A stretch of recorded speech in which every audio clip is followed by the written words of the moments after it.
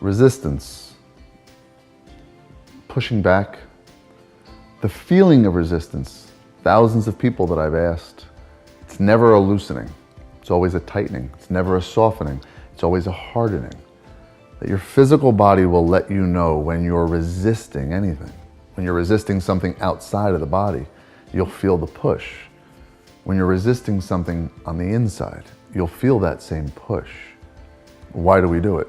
The same reason we do everything that we do, because it makes sense in that moment, based upon our current level of wisdom and awareness, our past history. The degree of courage and compassion that any one of us has at any moment will ultimately determine our ability to recognize the truth about our experience.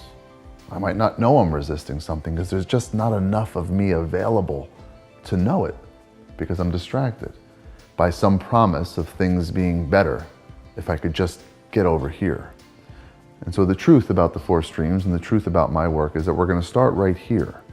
We're going to recognize where we are physically in this moment. We're going to use the breath to integrate, to bring all the elements of who we are into one space, which is this space, the body, in one moment in time, which is this moment. And we're going to feel the body. We're going to let it tell us if in fact we are resisting. Now, the driver behind resistance is almost always fear.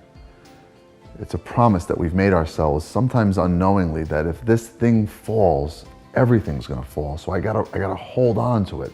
I can't let it go.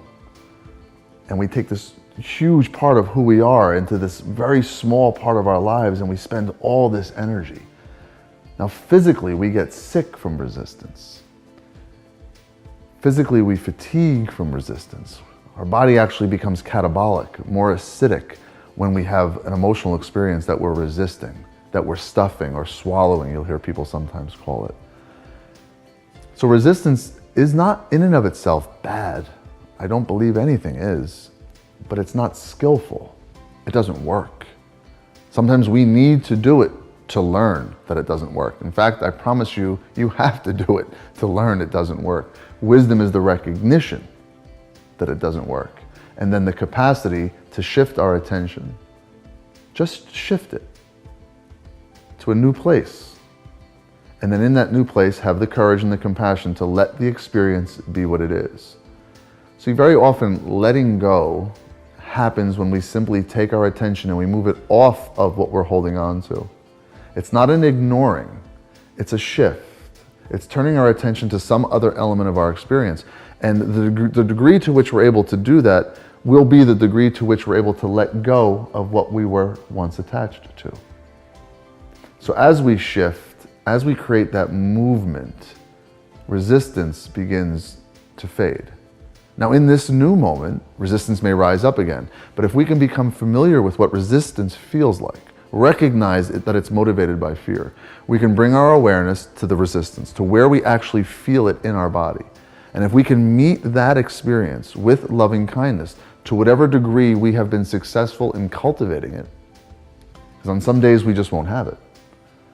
But even on the days where we don't have that compassion and we find ourselves experiencing resistance, and we try to meet that resistance with loving kindness, a forgiveness of ourselves in that moment, knowing that we're doing the best we can. If we can't, and we find ourselves being critical or harsh, pushing even harder against our own experience, resisting our resistance, then in that moment we can meet ourselves with compassion for having done that. It's never too late.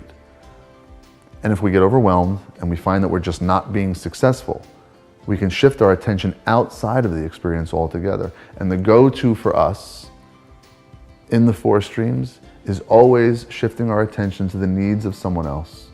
It's one of the best ways that we can solve or let go of whatever experience may be troubling us in this moment.